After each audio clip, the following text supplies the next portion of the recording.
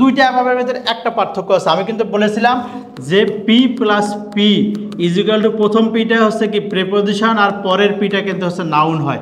এখানে দেখি যে প্রিপোজিশন আছে, এখানেও প্রিপোজিশন আছে, এই জন্য প্রিপোজিশনের পরে প্রথম ওয়ার্ডটা তাহলে কি হচ্ছে।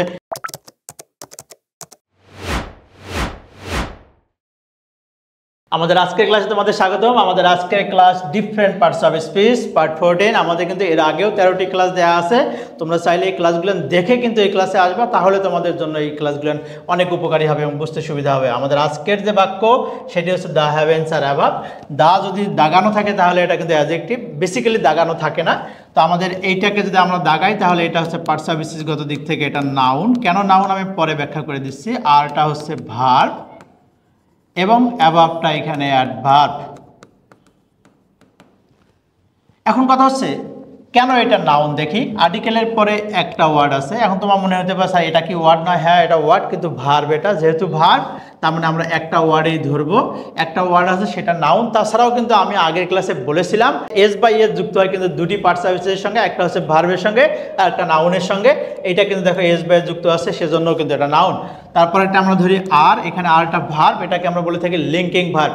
আমি কিন্তু লিঙ্কিং ভার্বের ক্লাসে বলেছিলাম বি ভার্ব যদি কোনো বাক্যে মেইন ভার্ব হিসাবে বসে, তার মানে দেখো এখানে কয়টা ভার্ব আছে? একটা ভার্ব।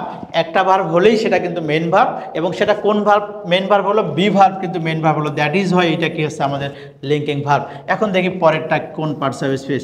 আমি কিন্তু বলেছিলাম যে যদি কোনো প্রিপোজিশন, এটা কিন্তু জন্মগতভাবে যদি আমরা অ্যাবাভকে কোন পার্টস অফ স্পিচ বলি সেটা কিন্তু অবশ্যই আমাদের কি হবে? প্রিপোজিশন হবে।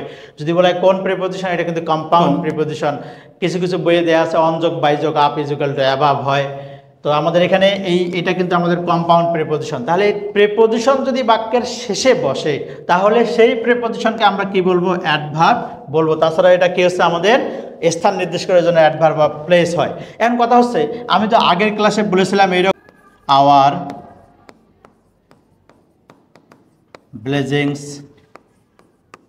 কাম ফ্রম অ্যাবাভ। আমাদের এই জায়গায় দেখি একটু, এখানে অ্যাবাভ আছে। দুইটা অ্যাবাভের ভিতরে একটা পার্থক্য আছে। আমি কিন্তু বলেছিলাম যে P plus P is equal two প্রথম পিটা হচ্ছে কি প্রিপোজিশন আর পরের পিটা কিন্তু হচ্ছে নাউন হয়। এখানে দেখি যে প্রিপোজিশন আছে, এখানেও প্রিপোজিশন আছে, এই জন্য প্রিপোজিশনের পরে প্রথম ওয়ার্ডটা তাহলে কি হচ্ছে? নাউন হচ্ছে।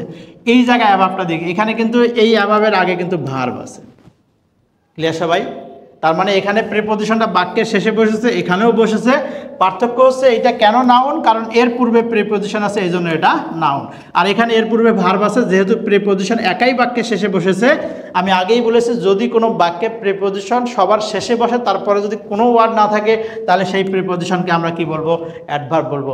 আশা করি সবাই বুঝতে পেরেছি। আজকের ক্লাসটা যদি পুরোটাকে সামারাইজ করি তাহলে এখানে হ্যাভেন্সটা নাউন। কেন? আর্টিকেলের পরে একটা ওয়ার্ড, তাছাড়া এস বাই এস যুক্ত আছে, এই জন্য নাউন। এটা হচ্ছে verb, linking verb. Be verb যদি মেইন ভার্ব হয় তাহলে তাকে আমরা লিঙ্কিং ভার্ব বলে থাকি। আর অ্যাবাভ বাক্যের শেষে বসেছে, তাই প্রিপোজিশন বাক্যের শেষে বসলে সেটাকে আমরা অ্যাডভার্ব বলবো। দুইটা বাক্যের আমরা এখানে কিছুটা হচ্ছে পার্থক্য দেখেছি। এখানেও প্রিপোজিশনের পূর্বে প্রিপোজিশন থাকার কারণে এটা হচ্ছে নাউন, আর এখানে একাই প্রিপোজিশন আছে বাক্যের শেষে, এই জন্য এটা অ্যাডভার্ব। আশা করি সবাই এটা বুঝতে পেরেছি। যদি ক্লাসগুলো ভালো লেগে থাকে তাহলে আমরা শেয়ার করে অন্যদের মাঝে ছড়িয়ে দিই, সবাই যাতে উপকৃত হয়। আমি আশা করি একজন নাহিদ স্যার শুধুমাত্র যারা দেখছে তাদের ভিতরে সীমাবদ্ধ নয়, নাহিদ স্যার যাতে সবার মাঝেই বিদ্যমান থাকতে পারে। সবাই ভালো থাকে, সুস্থ থাকে, সবার জন্য শুভকামনা থাকলো। আল্লাহ হাফেজ। ভর্তি হতে ভিজিট করুন www.online.rcctube.com অথবা কল করুন 09613 662 000 এই নাম্বারে।